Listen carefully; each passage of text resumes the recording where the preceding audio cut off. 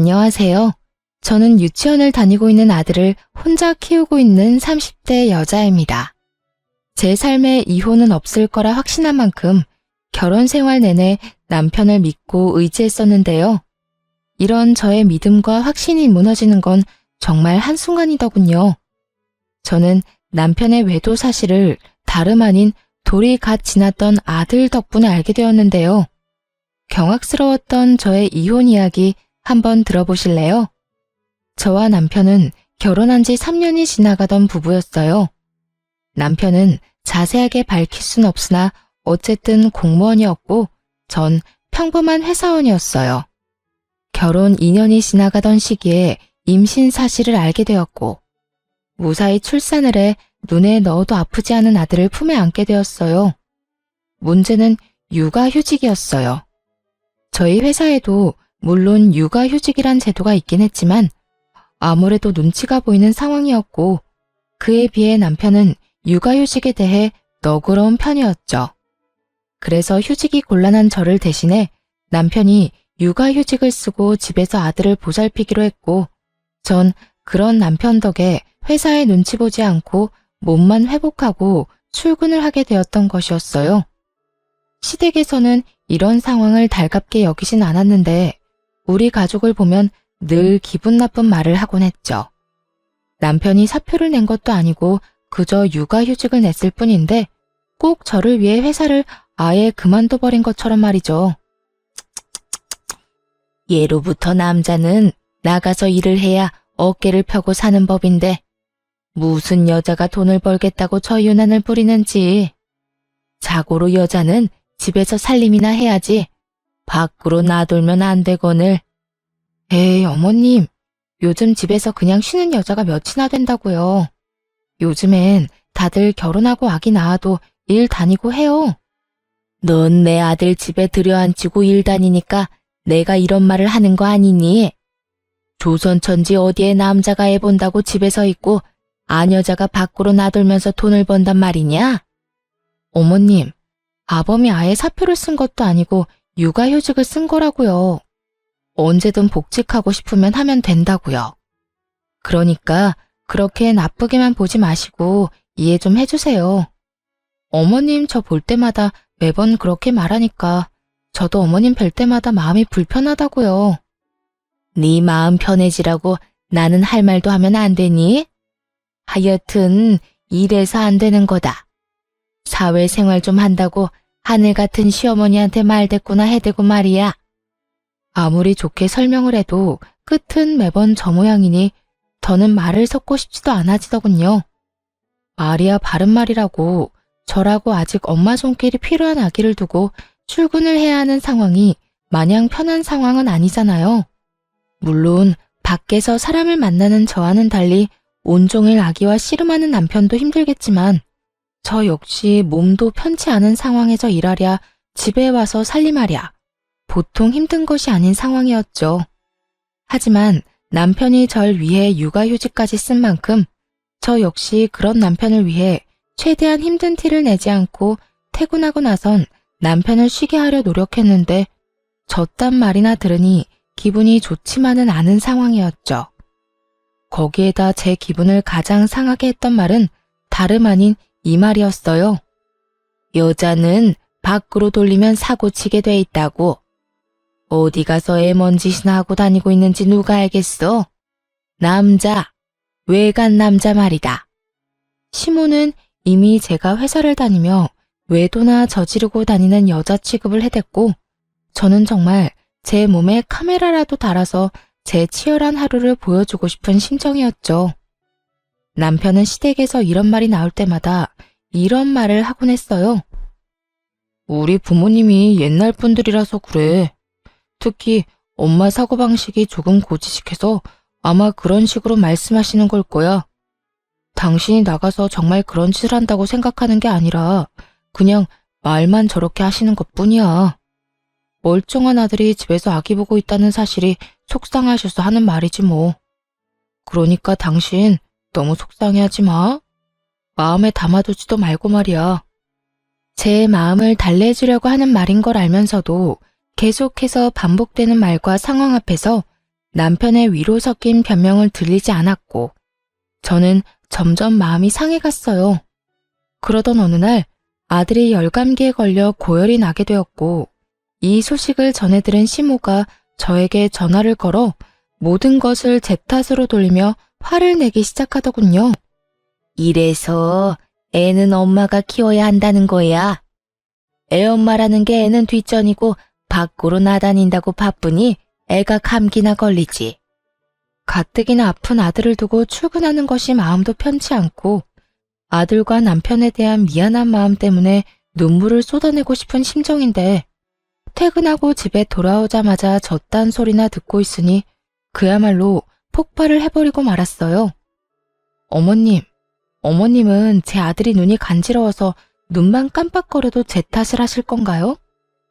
애들이 크다 보면 아프기도 하고 감기에 걸리면 열도 날 수 있는 일인데 그건 애가 크는 과정인 거지 누가 잘못하고 누가 틀려서 그런 일이 일어난 게 아니잖아요. 자연스럽고 당연한 일인데 왜 그걸 제 탓으로만 돌리세요? 저도요, 회사 다니고 싶어서 다니는 거 아니고요. 회사 다니고 싶은 남편 끌어다 앉힌 것도 아니라고요. 육아휴직을 먼저 내겠다고 말을 꺼낸 사람도 육아휴직을 결정한 사람도 다 남편이니 더는 저한테 이런 식으로 말하지 마세요. 너 이때까지 이렇게 할 말이 많은데 어떻게 참고 살았니? 입이 무거운 건지 속이 엉큼한 건지 알 수가 없구나. 시모는 있는 힘껏 말을 비꼬아대며 비아냥대고 있었고 저 역시 그런 시모에게 지지 않고 제 할 말을 해주었어요.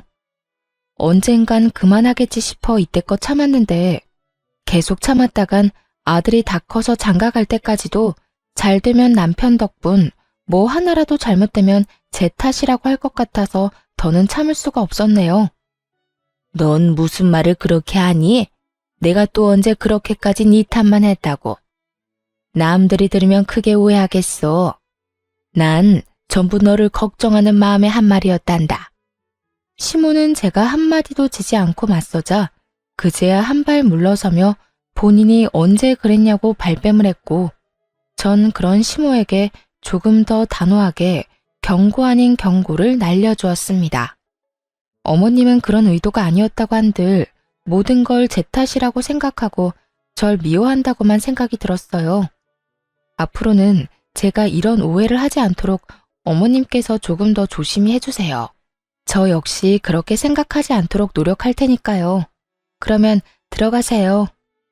저는 그대로 전화를 끊어버렸고 남편은 그런 제가 심했다고 생각했는지 저에게 이렇게 말하더라고요.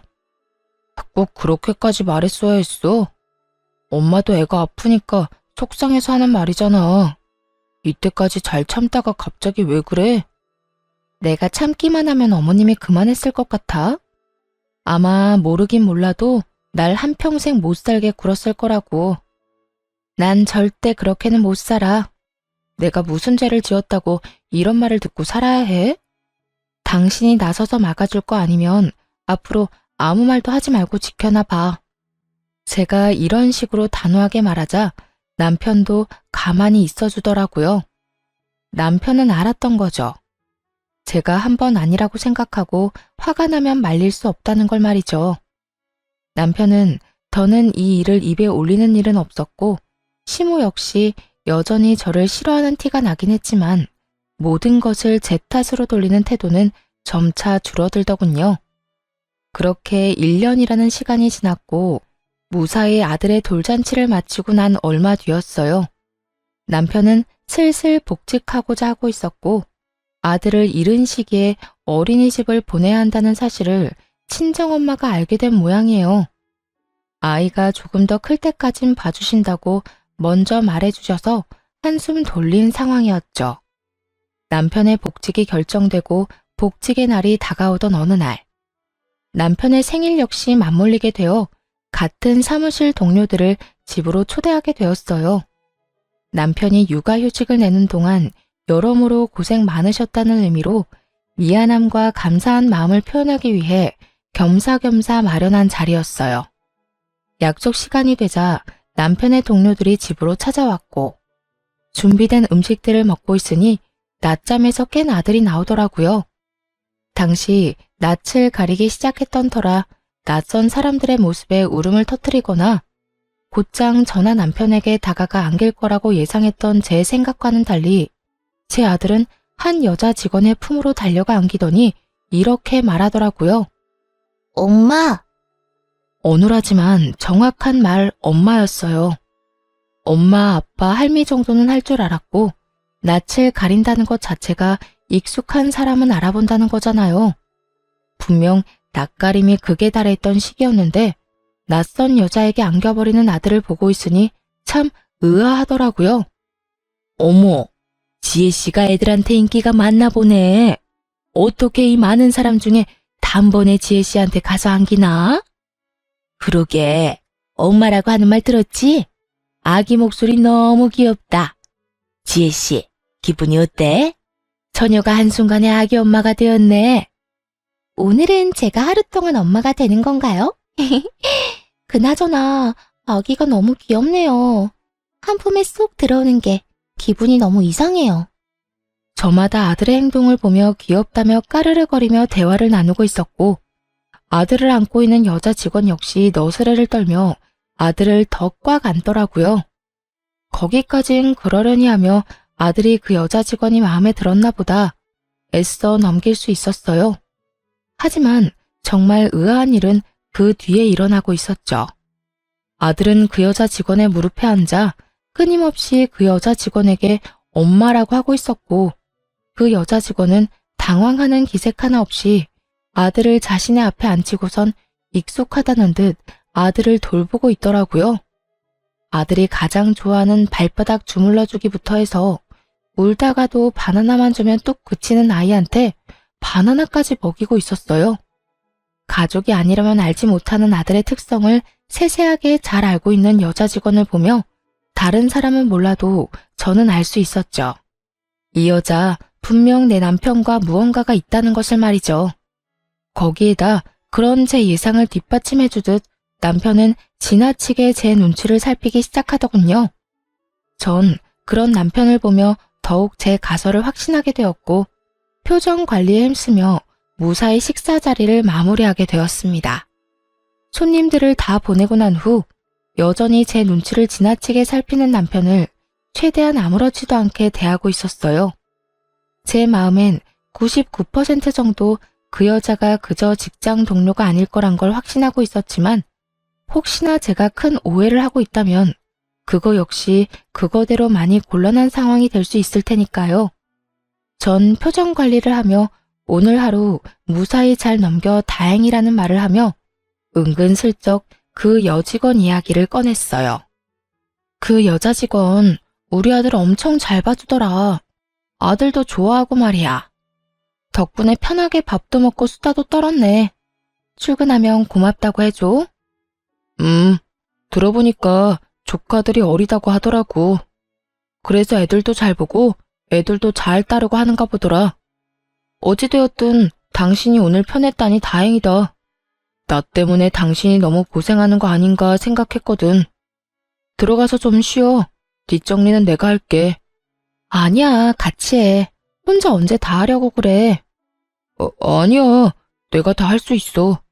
당신은 준비하느라고 정신 없었을 텐데 얼른 들어가서 쉬어. 내가 얼른 끝내고 들어갈게. 그래? 그러면 수고해. 남편은 묻지도 않은 직원의 가족관계까지 설명하며 저를 방으로 밀어넣으려 하더군요. 결국 남편에게 뒷정리를 맡기고 안방으로 들어와 버렸습니다. 아무리 좋게 생각해보려고 해도 의심스러운 정황에 한참을 고민하던 저는 아기가 태어나기 전 충동적으로 구매했던 홈 CCTV 2개를 꺼내들게 되었죠. 무선으로 몰래 숨기기 좋아 보였거든요. 하나는 남편이 거실을 치우는 사이 아기 수납장 맨 위 인형들 사이에 숨겼고 하나는 남편이 자는 사이 거실에 있는 수납장 안에 숨겨두었죠. 아예 신경을 쓰지 않고 보면 아무도 눈치채지 못할 정도로 몇 번이고 확인했고 그렇게 아무 일도 아무것도 모르는 척 일상생활을 잘하고 지냈죠. 어느덧 남편의 복직 일주일 전으로 다가왔지만 그때까진 아무리 CCTV를 살펴봐도 그 어떠한 의심스러운 장면이 없더라고요. 의심스럽기는커녕 아들을 보느라 고생인 남편을 보는데 안쓰러운 마음마저 들었어요. 남편은 긴 시간 외출하는 일이 거의 없었고 해봤자 아이와 함께 잠시 단지 내에 산책하러 간다거나 아이와 외출 시간이 길다 싶으면 함께 장을 봐서 오는 듯 양손 가득 먹거리를 사들고 들어오더라고요. 그런 남편의 생활을 지켜보고 있자니 괜한 사람을 오해한 것 같아 죄책감마저 느껴지더라고요. 그런 생각이 드니 이 모든 것이 무슨 짓인가 하는 생각이 들며 집에 숨겨왔던 CCTV를 치워야겠다고 마음먹은 어느 날이었어요. 그날은 의도치 않은 야근이 생겨 저녁 10시가 넘어가도록 퇴근을 못하던 날이었어요. 남편에겐 야근 때문에 많이 늦을 것 같다고 말해놓고 아이가 잘 있는지 틈틈이 휴대폰으로 챙겨보고 있었죠. 그런데 그날따라 남편의 행동이 수상하더라고요. 평소엔 편한 차림으로 집에서 지내던 사람인데 그날따라 옷을 신경 쓴다 싶더니 이곳저곳 다니며 탈취제를 뿌리질 않나. 또 심지어는 손도 대지 않던 화장실 청소까지 하기 시작하더군요. 이불을 터는 모습이 보이기도 했고요. 정말 이상하다는 생각이 들던 그때 저녁 7시쯤 집에 누군가 찾아온 듯 했고 그 누군가는 저의 예상대로 그 여자였어요. 두 사람은 제가 없는 제 집에서 마치 신혼부부라도 되는 양 행복한 시간을 보내기 시작하더라고요. 그러면서 나누는 두 사람의 대화에 손이 벌벌 떨리더군요. 자기야, 왜 이렇게 오랜만에 왔어? 아이고, 혹시 모르잖아. 일도 바쁘기도 했고 그날 주원이가 나한테 엄마라고 하면서 내 무릎에 앉는데 내가 태어난 척했지만 정말 깜짝 놀랐다니까. 자기 부인은 아무 말도 안 했어? 내가 말했잖아. 그 여자 눈치가 진짜 없다고. 그날도 무사히 잘 넘겼다고. 자기 덕분에 밥 편하게 먹었다고 오히려 고마워하더라니까. 그나저나 나도 깜짝 놀랐지 뭐야. 엄마라고 하라고 시키긴 했지만 집사람 앞에서도 자기한테 엄마라고 할 줄은 전혀 몰랐잖아. 남편은 아들의 머리카락을 쓰다듬으며 상간녀를 보고 웃고 있었고 상간녀 역시 남편과 눈을 마주하며 웃는가 싶더니 아들을 끌어안고 경악스러운 말을 하기 시작했어요. 그러니까 우리 주원이가 참 똑똑하다니까. 주원아, 엄마 해봐. 엄마. 그래 주원아, 지금부터 익혀둬. 네 엄마가 될 수도 있으니까 말이야. 남편과 상간녀는 제 아들을 붙잡고 엄마라고 말하라며 시키고 있었고 아직 아무것도 모르는 아들은 그저 맑게 웃고 있더라고요. 그 모습을 보는데 정말 눈이 돌아버릴 것만 같은 기분이었어요. 그게 끝이 아니에요. 상간녀는 옷방으로 들어가 편한 옷까지 갈아입고 나와선 집 주인인 척 행세를 하는데 정말 집으로 당장 뛰어가고 싶은 심정이었어요.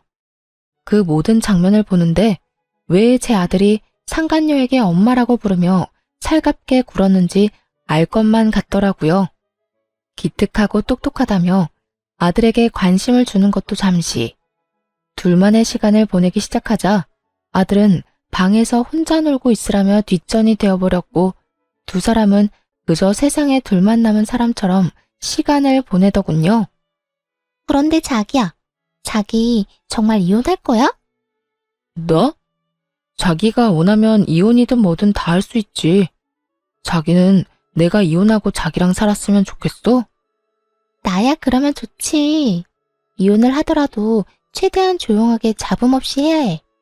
당신 부인이 알면 위자료는 둘째치고 우리 일에도 지장이 생길 수도 있다고. 그래, 나도 알아. 그런데 집사람은 걱정도 하지 마. 지금쯤 아무것도 모르고 열심히 일만 하고 있을 테니까 말이야. 어쨌든 나도 조용히 빠르게 이혼할 수 있는 방법을 찾고 있으니까 조금만 더 기다려줘. 당연하지. 언제까지든 기다릴 테니 이혼하고 오기나 해. 두 사람은 제가 모든 것을 듣고 보고 있다는 사실은 상상치도 못한 채 저와의 이혼을 계획하고 있었고 그 모습을 보는 저는 분노로 몸이 다 떨려왔어요.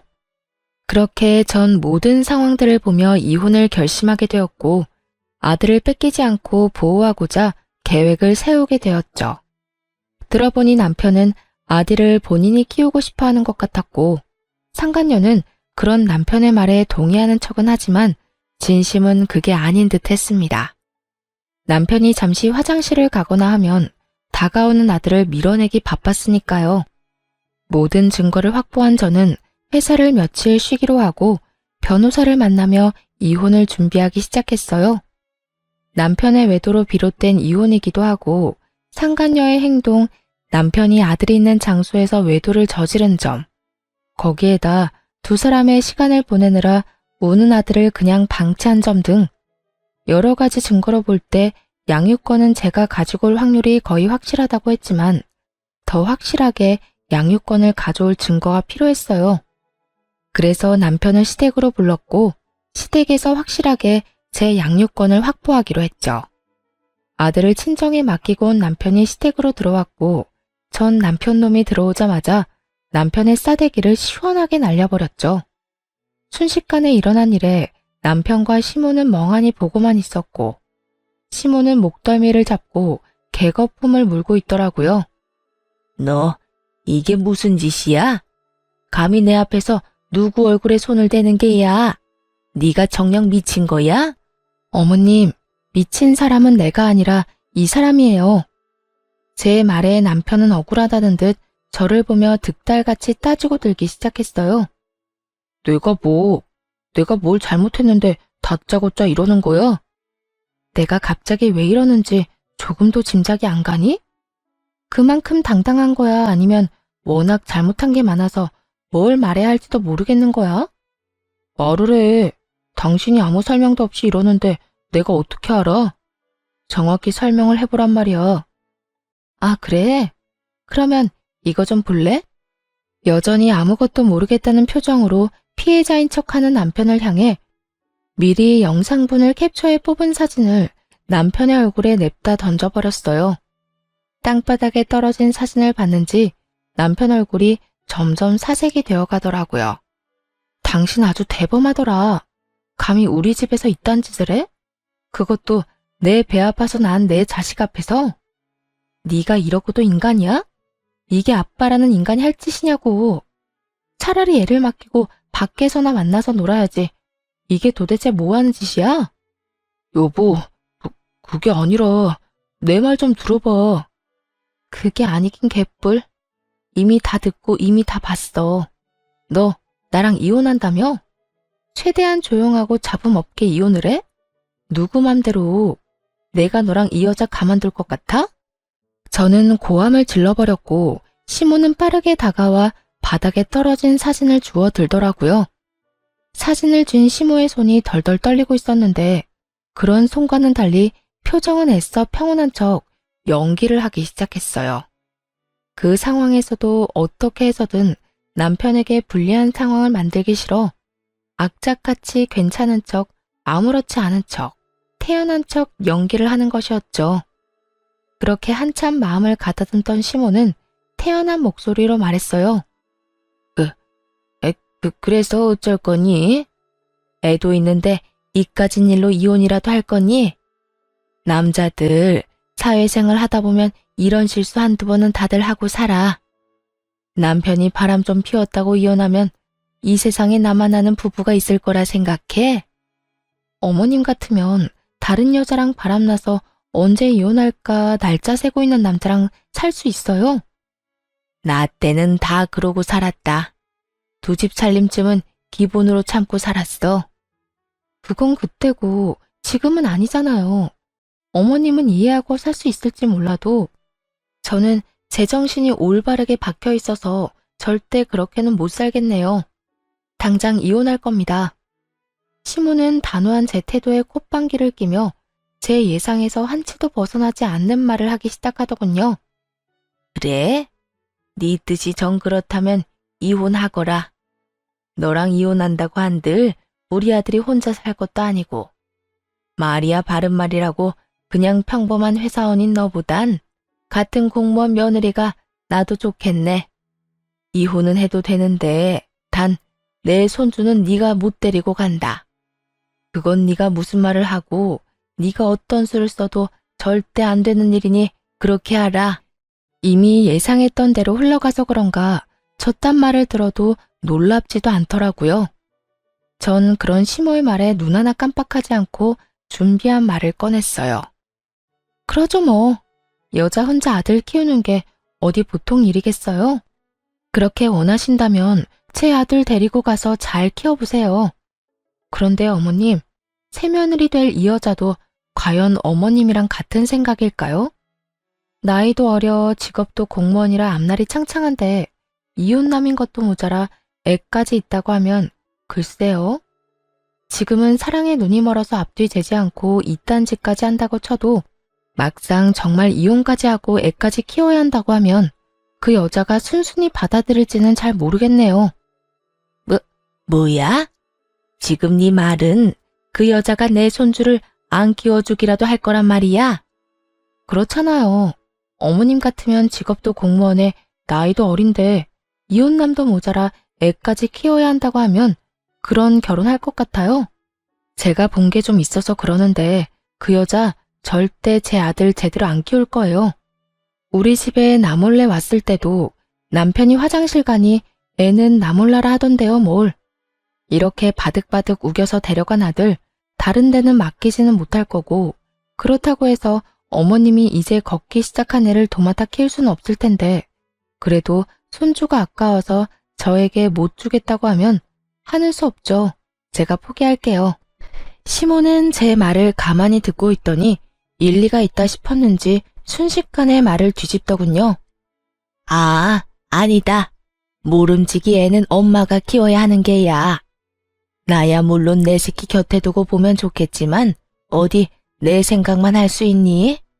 우리 손주를 위해서 이 할미가 포기할 건 포기해야지 뭐. 시모의 말에 남편이 나서 그럴 순 없다고 했지만 그 역시도 아들 혼삭기를 막을까 걱정됐던 시모가 득달같이 반박하고 나서주더군요. 그래도 애를 어떻게 보내? 난 내 아들이랑 같이 살 거야. 내 아들이랑 떨어져 살기 싫다고. 이 녀석아, 조용하지 못해? 애야 한 번씩 보면 되지만 넌 이혼해서 혼자 어떻게 살 거야? 한평생 외롭게 살 거야? 그건 걱정하지 마. 쟤가 우리 아들 자기 자식처럼 키워준다고 했다고. 그걸 다 믿어? 지금이야 너한테 눈이 멀어서 애가 어려도 뭐든 다 하겠다고 말하겠지만 막상 너 이혼하고 네가 아쉬운 처지 돼봐라. 그때도 네 말처럼 애 키운다고 말이 나올지. 그리고 너희 살면서 애라도 생기면 어떻게 할 거야? 여자는 제 배 아파 낳은 자식한테 손길 눈길 한 번씩은 더 가게 되는 법이야. 설마 우리 지혜 그런 여자 아니라고. 그런 여자라서 그렇게 행동하는 게 아니라 그런 상황이니 그렇게 행동할 수밖에 없다는 걸 왜 몰라 이 녀석아. 괜히 애 때문에 상황 시끄럽게 만들지 말고 그냥 넌 홀가분하게 애 주고 와서 깨끗하게 새 출발해. 시모의 반박 불가한 말에 남편은 어느새 수긍하며 고개를 끄덕이고 있었고 전 마음속으로 쾌재를 불렀습니다. 만약 그럼에도 시모와 남편이 양육권을 가지려 우겨대면 읊어주려고 미리 작성해왔던 변호사님의 자문도 주머니 속에 있었거든요. 뭐 귀찮은 일은 덜었던 것이었죠. 그래, 그러면 우리 아들 양육권은 당신이 가져. 그 대신 우리 아들 잘 키워야 한다. 정말 잘 키워야 해? 어쩔 수 없지 뭐. 그런 걱정은 하지도 마. 그래도 내가 엄만데 남보다 내가 더 지극정성으로 키우지 않겠어? 당신은 이상한 걱정하지 말고 이혼이나 잘 준비해. 그렇게 양육권 문제도 마무리되었고 그 자리에서 양육권 포기 각서도 받았습니다. 물론 양육권을 포기한다는 모든 대화 내용도 녹음을 따로 해두었고요. 양육권을 확보하게 된 저는 이혼 절차에 박차를 가했고 소장이 다 작성되던 그날 바로 이혼 서류와 상간녀 소장을 가지고 직접 남편과 상간녀가 일하는 사무실로 찾아갔습니다. 그날은 남편의 복직 첫날이었기에 여러모로 기념스러운 날이 되려고 그날로 정했던 것이었죠. 아침 일찍 사무실로 찾아가니 때마침 사람들이 다 모여 남편의 복직을 환영하고 있더라고요. 이혼도 코앞으로 다가왔겠다. 회사 복직도 했겠다. 입이 찢어질 듯 웃고 있던 남편과 상간녀는 저를 보자마자 얼굴이 새파랗게 질려가더군요. 당신 여기까지 무슨 일이야? 무슨 일은 직접 줄 게 있어서 이렇게 왔지. 이렇게 말한 저는 손에 들린 서류 봉투를 흔들었고 남편은 어떤 것임을 짐작했는지 저를 끌고 나가려고 안간 힘을 쓰더라고요. 이렇게 쉽게 끌려나가려고 그 아침 대바람부터 찾아온 것이 아니었잖아요. 전 초인적인 힘을 발휘해 남편을 뿌리치곤 남편의 얼굴엔 이혼 서류를, 상간녀의 손엔 상간녀 소장을 쥐어줬어요. 이건 당신 거고 이건 그쪽 거. 보면 알겠지만 당신한테 준 건 이혼 서류고 그쪽한테 준 건 상간녀 소장이야. 제 입에서 상간녀라는 단어가 나오자 사무실엔 정적이 흐르고 모두가 놀란 토끼 눈을 하며 남편과 상간녀를 번갈아 보더군요. 상간녀는 이런 와중에도 발뺌하기 바쁘더라고요. 이걸 왜 날 줘요? 사람 착각한 것 같은데 저 이런 거 받을 이유가 없다고요. 받을 이유가 없어? 그럼 내가 받을 이유를 여기서 한번 읊어줄까? 너 나 회사 출근하면 우리 집에 들락날락했던 거 내가 모를 줄 알아? 내 남편한테 이야기 못 들었니? 내가 다 알았다는 거. 아니면 이야기는 다 들었지만 내가 이렇게까지 나올 줄은 몰랐던 거야? 그래서 이렇게 말도 안 되는 발뺌질을 하는 거야? 발뺌해도 소용없어. 증거는 넘쳐나고 상간녀 소송 진행되면 어차피 다 알게 돼 있으니까 발뺌 그만하지? 저는 정말 아니라니까요. 전 정말 상간녀 이런 거 아니라고요. 아니긴 개뿔. 여기 내 남편이랑 바람난 여자가 너 말고 또 있어? 헛소리 그만하고 소장 주인 제대로 찾아간 거 맞으니까 내용 잘 읽어보고 위자료나 제대로 준비해. 알겠어? 상간녀가 아무 말도 못하고 몸만 부들부들 떨고 있으니 남편은 도저히 안 되겠다 싶었는지 다시금 저를 바깥으로 잡아 끌기 시작하더군요. 이제 모두가 알게 되었는데 대체 무슨 뻔뻔함으로 나를 잡아 끄는 건지. 그 손길이 너무 더럽고 추악하게 느껴졌던 저는 팔을 신경질적으로 쳐내며 말했죠. 이거나 어디서 감히 내 몸에 손을 대? 네가 가지 말라고 해도 내 할 일은 다 했으니 이제 갈 거야. 제가 방향을 틀자 남편 놈은 저만 들리게 아주 작은 소리로 이렇게 말하더라고요. 갈 때 가더라도 사람들한테 다 오해라고 설명하고 가야 할 거 아니야.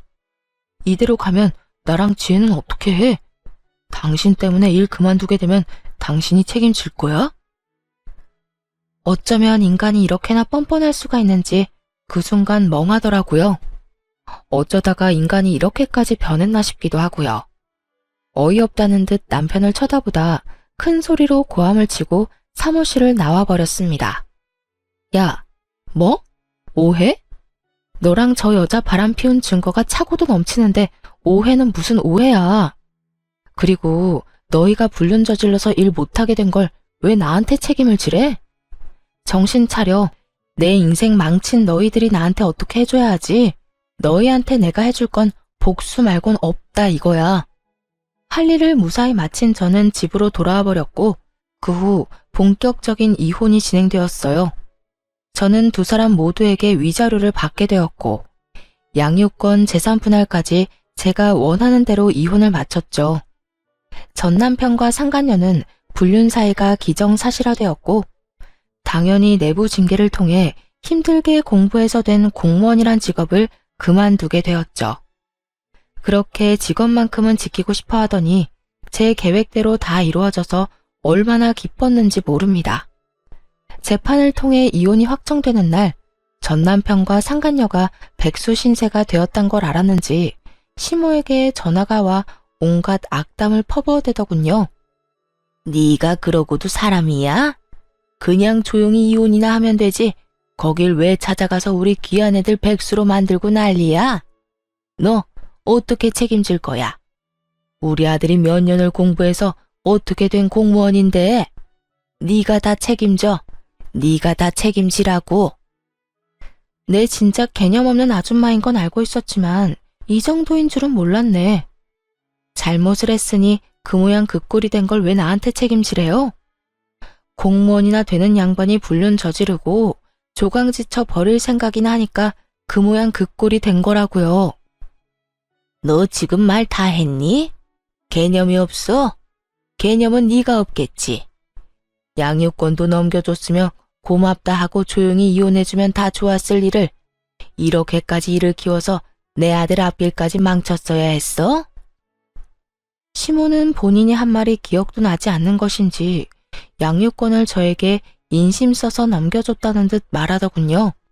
그 어미의 그 자식이라더니 두 사람 다 한 채의 틀림도 없이 정신을 못 차리고 말이죠. 말은 똑바로 하세요. 양육권을 준 게 아니라 혹시나 그 귀한 아들 재혼하는데 걸림돌이 될까봐 떠넘겨버린 거 누가 모를 줄 알아요? 떠넘기긴 누가 떠넘겼다고 그래?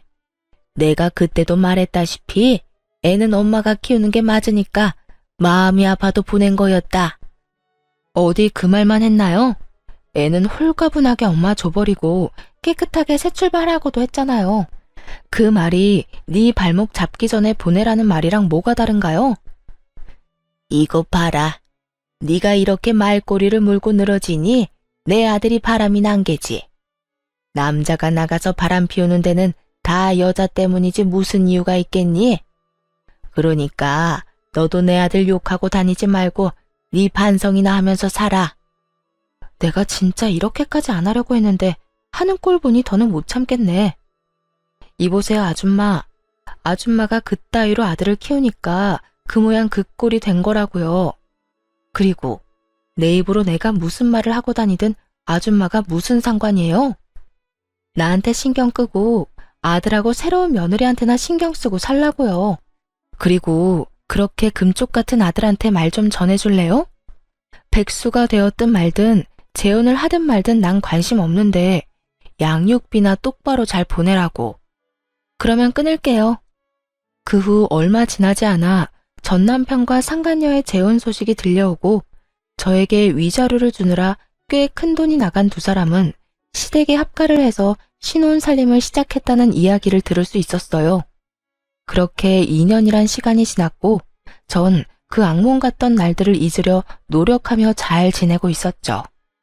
이사도 해버렸고 연락처도 진작 바꿔버려 더는 연이 닿을 일이 없을 거라 생각했는데 술에 취한 전 남편이 새벽에 집으로 찾아온 것이 아니겠어요?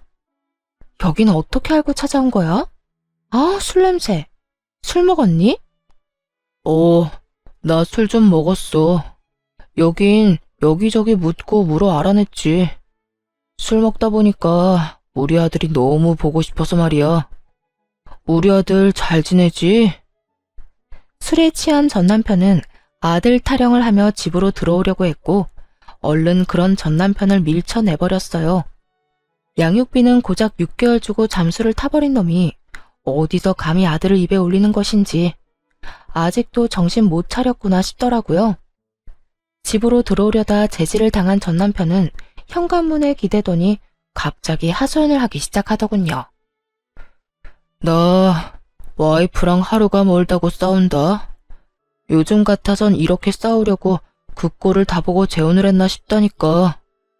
그렇게 좋아 죽어서 아들까지 버리고 이혼했으면 보란듯이 잘 살기나 하지 싸우기는 왜 싸워?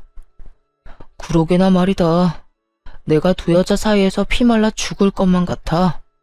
엄마는 엄마대로 잘 살고 있는 아들 인생 말아먹은 여자라고 와이프 구박하고 와이프는 와이프대로 멀쩡한 처녀 꼬셔서 이 모양 이 꼴로 살게 만든 게 누군데 누구 보고 책임 전가하냐고 따져묻고 어느 사람도 지려고 하질 않는다니까. 그렇게 싸우고 나면 그 화를 우리 방까지 가지고 와서 나한테 짜증을 내니 우리도 싸우게 되고 내가 요즘 정말 미치겠다. 전 남편은 웃기지도 않게 저에게 부부싸움을 한 이야기를 꺼내더군요. 그래서 요즘 그렇게 싸운다고 하소연이나 하려고 찾아왔니? 그것도 이 새벽에? 아니, 그렇게 힘들다 보니 우리 아들이 너무 보고 싶더라고. 그래서 찾아왔지. 그래서 말인데 잠시 얼굴만 좀 보여주라. 응? 밀고 들어오려는 전 남편을 최선을 다해 막아서며 양육비 이야기를 꺼냈죠. 얼굴 같은 소리 하네. 내가 너 양육비 청구 소송하려다가 네 인생이 불쌍해서 참고 있는 거야. 이때껏 밀린 양육비 일시불로 내놓을 거 아니면 헛소리 하지 말고 얼른 가라. 아랑곳하지 않고 술주정을 부리기 시작하더군요. 이미 정신이 나가버린 상태인 듯했고 주머니를 뒤져 전 남편의 휴대전화로 상간녀에게 전화를 걸었어요. 지금 시간이 몇 시인데 안 들어오고 뭐해? 그러게, 지금 시간이 몇 시인데 네 남편 지금 우리 집 현관문 앞에 퍼지고 앉아서 술주정 부리고 있다. 얼른 와서 좀 치워줄래? 제 말에 상간녀는 노발대발하며 고함을 질러댔고 전 주소를 알려주며 그렇게 고함을 지를 시간에 얼른 와서 이 인간 쓰레기나 빨리 치우라고 해버렸죠. 그렇게 전화를 끊고 얼마 지나지 않자 임신을 했는지 배가 꽤 나온 상간녀가 화를 내며 오더라고요. 이게 도대체 무슨 일이야? 두 사람 나 몰래 만나고 있었어요? 두 사람 재결합이라도 하기로 했냐고. 내가 미쳤어? 이딴 인간이랑 재결합하게. 그러면 내 남편이 왜 여기 있어요, 왜? 나한테 복수라도 하려고 내 남편 끌어들였어요? 너도 당해봐라 이거냐고요. 야, 가지라고 해도 안 가고 오라고 한 적도 없거든? 알려준 적도 없는 집 찾아와서 이러는데 나보고 어쩌라는 거야? 난 네 남편한테 아무런 감정도 없으니까 제발 좀 데리고 가고 앞으로 네 남편 단속이나 좀 잘해. 다음에 또 이딴 식으로 찾아오면 경찰에 신고할 거라고 꼭 좀 전해주고. 상간녀는 저를 한번 쏘아보더니 전 남편을 흔들어 깨워 질질 끌고 집으로 돌아가더군요. 그 꼴 참 보기 좋다 싶었네요. 그 후 들리는 전 남편은 또 제 번호를 어떻게 알았는지 연락이 와선 친절히 그 뒷이야기를 전해주더라고요. 당신 도대체 내 와이프한테 그날 뭐라고 한 거야? 혹시 뭐 오해할 만한 이야기 했어? 오해? 무슨 오해? 너랑 나 사이에 남은 오해라도 있니? 난 그저 네 남편 술 많이 취해서 이러고 있으니 데리고 가라고 했을 뿐이야. 아, 나한테 개거품 물길래 남편 단속이나 잘해라고도 했네. 별 말도 안 했는데 내 와이프는 왜 그러는 거야? 당신하고 나하고 다시 만나는 게 분명하다면서 흥신소에 의뢰를 해서라도 증거 잡아낼 거라고 난리를 부리는데 나 정말 미치겠다고. 도대체 우리 집이랑 전화번호 누가 알려줬는지 모르겠는데 이딴 말이나 하려고 전화했니? 술도 다 깬 것 같으니까 다시 한번 말할게. 너 나한테 연락하고 찾아오려거든 밀린 양육비 다 내놔. 양육비는 꼴랑 6개월 주고 입 닦아놓고선 어디서 양심도 없이 연락질이야? 네 부인이랑 싸우든 말든 난 관심도 없으니까 찾아오지도 말고 연락도 하지 마. 한 번만 더 연락하거나 찾아오잖아? 경찰에 신고는 물론이고 바로 양육비 청구 소송 들어갈 테니까 그렇게 알아. 전 전화를 끊어버리고 차단을 해버렸고 그 후 다른 소식이 들려오더군요. 상간녀의 광기 어린 집착에 결국 전 남편도 폭발을 했는지 큰 싸움이 되어버렸고 화가 머리끝까지 난 상간녀는 전 시댁을 뒤집어 엎어버리고 짐을 싸서 나가버렸다고 하더라고요. 전 시모는 그 모습을 보곤 목덜미를 잡고 뒤로 넘어가 버렸고 세상에 다시 없을 사랑이라고 자부하던 두 사람은 이혼을 하게 되었다고 합니다. 뱃속에 아기까지 있는데도 말이죠. 그렇게 사랑해서 모든 걸 다 버리고 결혼까지 하더니 그 사랑의 결말이 겨우 가정 파탄이라니. 역시 불륜 커플에 어울리는 결말이다 싶었네요. 그러게 바람 피운 게 뭔 죄냐며 창피한 줄 모르고 나댈 때 알아봤죠. 그 후 전 잘 지내고 있습니다. 몇 년이라는 시간이 또 지났고 아이는 이제 유치원에 다니고 있어요. 그리고 또 전해드릴 좋은 소식은 제가 결혼을 앞두고 있다는 것이에요. 제가 만나는 남자는 회사 거래처 사람으로 알고 지낸 지는 오래된 사람이에요.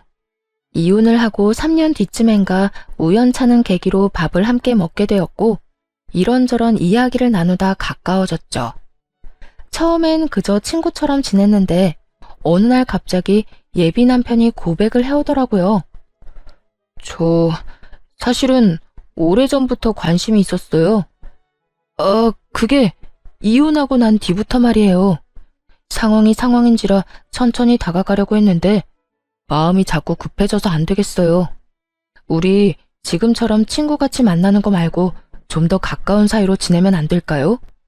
이 고백을 듣는데 제 인생에는 다시 없을 거라 생각했던 설렘이 느껴지더라고요. 그래도 애까지 있는 돌싱녀에겐 너무 아까운 사람이라는 생각에 그저 안 된다고 밀어냈는데 그런 저를 끝까지 잡아주더라고요. 그렇게 저는 예비 남편의 마음을 받아주게 되었고 결혼까지 앞두고 있네요. 배려심도 깊고 무엇보다 제 아들을 친자식처럼 아끼고 사랑해주는 제 예비 남편에겐 남다른 아픔이 있는데요. 그건 바로 부모님이 일찍 돌아가셨다는 것이에요. 오랜 시간 사랑이 고팠던 제 예비 남편에게 저와 제 아들이 아낌없는 사랑을 주며 함께 잘 살아가 보려고 합니다. 어렵게 시작한 관계이고 힘들게 마음먹은 재혼인 만큼 더 신중하고 더 최선을 다해 살아보려고요. 다들 응원해 주실 거죠? 사실 아들을 데리고 이혼을 하게 될 때만 해도 제가 재혼을 할 거란 생각은 하지도 못했었어요. 하긴 예상하지 못한 이혼도 했는데 재혼은 못하란 법은 없긴 하죠. 어쨌든 이혼할 때까지만 해도 여자로서의 제 삶은 끝이 났고 오로지 엄마로서의 삶만 남았다고 생각했는데 그건 또 아니더라고요. 그렇다고 해서 이혼을 하고 난 후 아들과 살던 시절이 행복하지 않았던 건 아니었지만 새 사람이 되고 나니 그 행복은 배가 되어 돌아왔어요. 제가 이런 말을 하는 이유는 바로 저와 비슷한 상황에 계신 분들 때문인데요. 아이가 있기 때문에 한 번의 실패 때문에 등등 많은 이유로 새 출발을 생각도 하지 않는 분들이 많더라고요. 그런 분들께 말씀드리고 싶어요. 자녀분을 홀로 양육하고 있다는 건 그만큼 사랑이 넘치고 책임감이 있다는 뜻이고 이혼을 했다는 건 손가락질 받거나 욕먹을 일이 아니란 것이에요. 아무 잘못도 없는 우리가 한 발 내디뎌 행복해야 하는 건 당연한 거 아닐까요? 다들 행복하세요. 제가 응원할게요. 긴 사연 함께 해주신 분들 감사합니다.